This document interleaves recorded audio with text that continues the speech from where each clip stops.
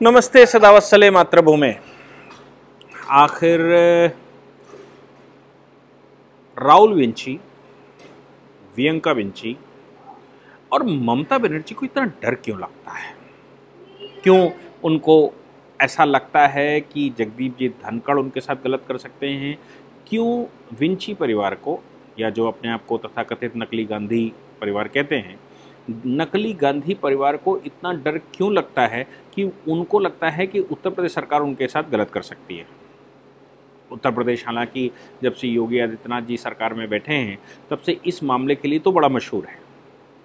इस मामले के लिए मशहूर इसलिए है क्योंकि क्रिमिनल्स का सफाया उत्तर प्रदेश से लगातार किया जा रहा है और उत्तर प्रदेश क्रिमिनल विहीन बनाया जा रहा है।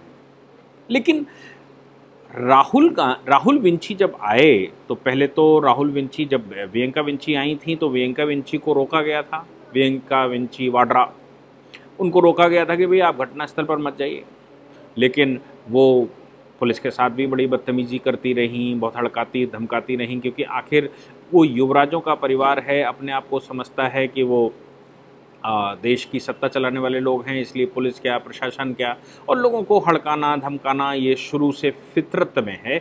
इसलिए प्रियंका विंची वाड्रा ने खूब सारी बातें कहीं, बहुत सारे एलिगेशंस लगाए, उसकी वीडियो भी बनाई गई, कहा गया महिलाओं को सामने मत लेकर आए हो, महिलाओं को सामने मत करिए, वो पुरुष हैं, ताल बांध कर लड़ सकती हैं, इसलिए शायद ऐसा कहा होगा। खैर ये जो भी बातें हैं, इसके बाद उनको एक गेस्ट हाउस में रुका दिया गया क्योंकि वो वापस जाने से उन्होंने मना कर दिया। खबर ये आई कि उनको अरेस्ट करके रखा गया है। इसी के साथ संजय सिंह ने भी आरोप लगाया कि हमको 56 घंटे तक अरेस्ट करके रखा गया, जबकि इनको वहाँ घुसने नहीं दिया गया। ये लोग अपने जहाँ कहीं भी रहे हों, खाना पीना और प्रशासन की जिम्मेवारी थी, क्योंकि इनके साथ कोई घटना दुर्घटना हो जाए तो प्रशासन को जवाब देना पड़ेगा। इसलिए जहाँ कहीं भी ये लोग रुके, इनको गेस्ट हाउस प्रोवाइड किया गया, इनको रहने खाने की व्यवस्था की गई होगी और इनको सिक्योरिटी प्रोवाइड की गई होगी। अब इस सिक्योरिटी के सिलसिले में ही पहले तो मैं इस राहुल विंची की सिक्योरिटी की बात करें, उससे पहले हम लोग बात कर लेते हैं बंगाल की। बंगाल में एक घटनाक्रम है, जगदीप जी धनखड़ ने एक चुटकी ली, उस चुटकी से पूरा बंगाल की पॉलिटिक्स ऐसा लगा कि बहुत कुछ गड़बड़ उथल पुथल होने जा रहा है और वो लोग घबरा गए। मेरा टॉपिक भी यही कि घबरा आखिर क्यों गए?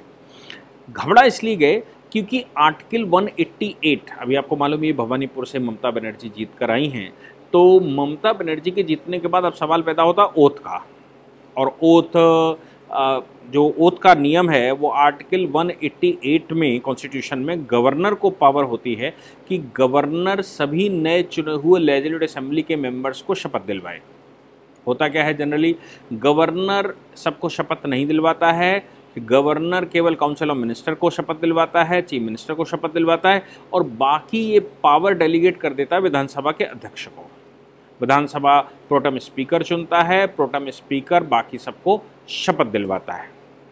ये सिलसिला चलता है, ज़्यादातर यही होता है क्योंकि इतनी बड़ी तादाद में विधायक आए होते हैं, तो गवर्नर ये काम स्पीकर को दे देता है और स्पीकर, प्रोटेम स्पीकर ये सब कुछ करता है। खैर ठीक है, जगदीप जी धनखड़ ने ये ऐलान कर दिया कि वो स्पीकर को पावर डेलीगेट करने के बजाय ममता बनर्जी को स्वयं शपथ दिलवाएंगे। अब स्वयं शपथ दिलवाएंगे, चूंकि कॉन्स्टिट्यूशनल प्राविधान तो आर्टिकल 188 में यही है, लेकिन बंगाल के लोग घबरा गए, बंगाल की पॉलिटिक्स घबरा गई कि आखिर जगदीप धनखड़ क्या करने वाले हैं। आखिर वो कॉन्स्टिट्यूशन के एक्सपर्ट खुद भी हैं, पहली बात तो ये है।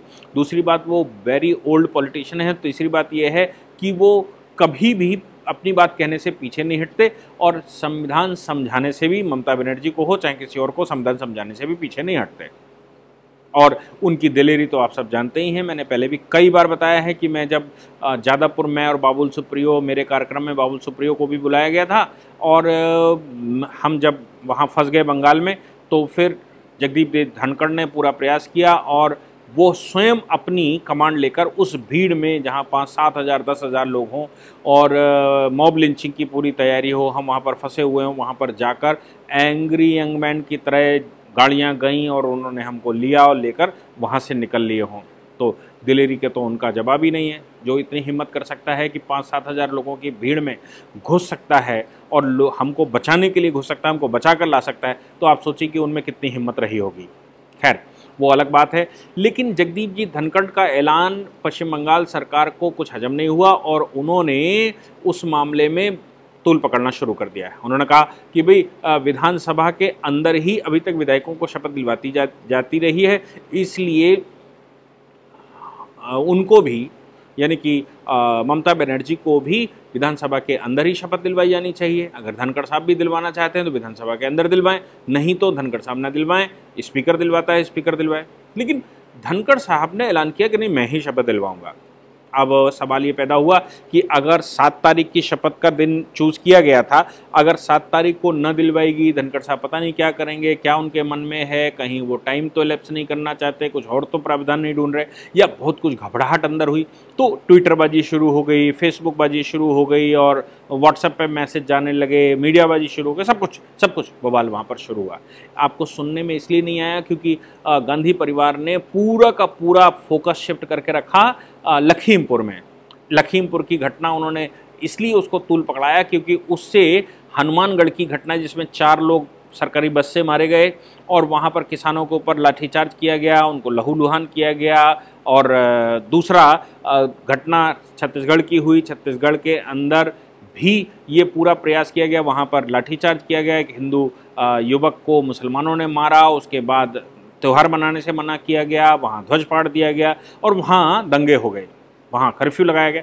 इन सब चीज़ों से, चूँकि ये तीनों घटनाएं संडे की हैं, इसलिए इन तीनों घटनाओं से उन दोनों घटनाओं से ध्यान हटाने के लिए इन्होंने ध्यान शिफ्ट कर दिया यहाँ पर। इसलिए ममता बनर्जी की भी खबर आप लोगों के पास नहीं आ पाई कि आखिर बंगाल में क्या चल रहा। अदरवाइज बंगाल की ही खबर सबसे बड़ी होती। कॉन्स्टिट्यूशनल एक्सपर्ट के रूप में मैं भी 2-4 चैनलों पर जाता और देश भर में इस पर चर्चा चल रही होती कि ये संवैधानिक संकट है कि नहीं है, क्योंकि ममता बनर्जी को तो ये संवैधानिक संकट ही लगा कि धनखड़ साहब पता नहीं क्या कर देंगे। लेकिन धनखड़ साहब ने फाइनली कहा कि शपथ तो मैं ही दिलवाऊंगा और राजभवन में दिलवाऊंगा, आप लोग फला फला टाइम पर राजभवन में आइए। अब ममता बनर्जी भी उस पर एग्री होती कि नहीं होती, होना तो पड़ेगा, डर जरूर लग रहा हो, लेकिन धनखड़ साहब ने फाइनली कह दिया कि भाई मैं शपथ दिलवाऊंगा आपको, उसी तारीख को शपथ दिलवाऊंगा, लेकिन राजभवन में दिलवाऊंगा, ये विधानसभा में नहीं जाऊंगा। घबराहट दिखाई दे रही थी। दूसरी बात, इधर राहुल विंची एयरपोर्ट पर पहुंचे। उत्तर प्रदेश सरकार को लगा कि अगर 2-4-5 लोग मिलने जाएंगे तो इनको अनुमति दी जा सकती, क्योंकि सांच को आँच क्या, इसलिए कह दिया गया कि भाई आप जाना चाहें तो जा सकते हैं। लेकिन भाई राहुल विंची के ऊपर अगर कोई हमला शुमला हो जाता है तो इसकी जिम्मेवारी किसकी है? कौन? लॉ एंड ऑर्डर तो उत्तर प्रदेश सरकार का है। इसलिए इनको जो सरकारी वाहन दिए जाते हैं, वज्र वाहन जो बाकायदा प्रूफ होते हैं और बड़ी सिक्योरिटी उसमें रहती है, उन वाहनों में ले जाया जाता ताकि अगर कोई हमला शमला भी हो जाए तो इनकी सुरक्षा की जा सके। अब राहुल गांधी वहाँ एयरपोर्ट पे ही धरने में बैठ गए और धरने पर बैठकर कहा कि नहीं, मैं तो अपनी गाड़ी से जाऊँगा। अब अपनी गाड़ी से जाऊंगा तो लोगों ने, पत्रकारों ने उनसे प्रश्न पूछा, तो उन्होंने कहा उत्तर प्रदेश सरकार की मंशा मुझे अच्छी नहीं लगती, उत्तर प्रदेश सरकार कुछ भी कर सकती है। इसलिए अच्छी नहीं लगती क्योंकि उत्तर प्रदेश सरकार में कई गाड़ियां पहले भी पलट चुकी हैं और गाड़ियां इतनी खतरनाक पलटती हैं कि लोग उसमें मृत्यु भी हो जाती है। तो राहुल बाबा को लगा कि जिस प्रकार क्रिमिनल्स के ऊपर वो इतनी कार्रवाइयाँ करते हैं योगी सरकार, और क्रिमिनल्स का से सफाया करे दे रहे हैं, उत्तर प्रदेश को क्रिमिनल विहीन उत्तर प्रदेश बनाए दे रहे हैं, तो ऐसी परिस्थिति में हम तो हार्ड कोर में आते हैं। क्यों?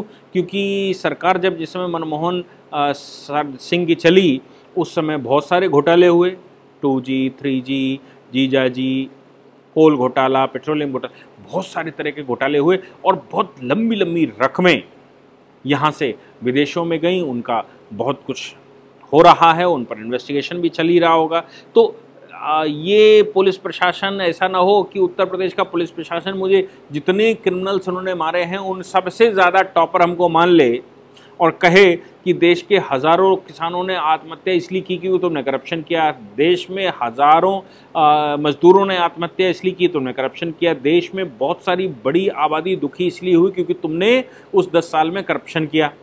तो सारी हत्या, सारी मृत्यु, सारे आत्महत्या, सभी लोगों के दुख दर्द का कहीं ठीकरा राहुल विंची के ऊपर ना फूट जाए और राहुल विंची की गाड़ी न पलट जाए। इसलिए सरकारी वाहन में जाने से उन्होंने मना कर दिया और खुद स्टेटमेंट भी दिया कि उत्तर प्रदेश सरकार के मन से ठीक नहीं लगते, उत्तर प्रदेश सरकार मेरे साथ कुछ भी कर सकती, इसलिए मैं उत्तर प्रदेश सरकार की गाड़ी में नहीं जाऊंगा, मैं अपने ही वाहन में जाऊंगा। हालांकि उत्तर प्रदेश सरकार को ऐसा कोई इश्यू नहीं है, आप खूब घूम कर आइए। उत्तर प्रदेश सरकार ने उसके बाद उनको अनुमति भी दे दी, कहा कि भाई घूम कर आइए। 5 लोगों की अनुमति दी, अब अपनी बहन को भी ले जाइए, बहनोई को भी ले जाइए, खुद भी जाइए, 2 राज्यों के मुख्यमंत्रियों को भी ले जाइए। जो पंजाब के संकट है वो भी राजनीति कर लें और छत्तीसगढ़ का संकट है वो भी राजनीति कर लें। हाँ, सचिन पायलट को अवसर नहीं मिला, सचिन पायलट को वहीं रोक लिया गया, तो सचिन पायलट बेचारा फंस गया, नहीं तो वो भी कुछ इसमें अपने हाथ पैर धो लेता और हनुमान की घटना को किसी प्रकार वहाँ छुपा लेता, लेकिन ऐसा नहीं हो पाया। लेकिन राहुल गांधी को अपने 4-5 लोगों के साथ अनुमति दे दी गई धारा 144 का ध्यान रखते हुए। घटना गंभीर है, आरोप गंभीर हैं, लेकिन जो चिंताएं हैं राहुल विंची की वो मुझे लगता है कि बड़ी खतरनाक है। मैं समझ नहीं पा रहा हूं कि आखिर ये लोग उत्तर प्रदेश में इतना डर क्यों रहे हैं, ये डर का माहौल उत्तर प्रदेश में क्यों है। आपने मुझे सुना, उसके लिए बहुत बहुत धन्यवाद। जय हिंद, जय भारत, वंदे मातरम।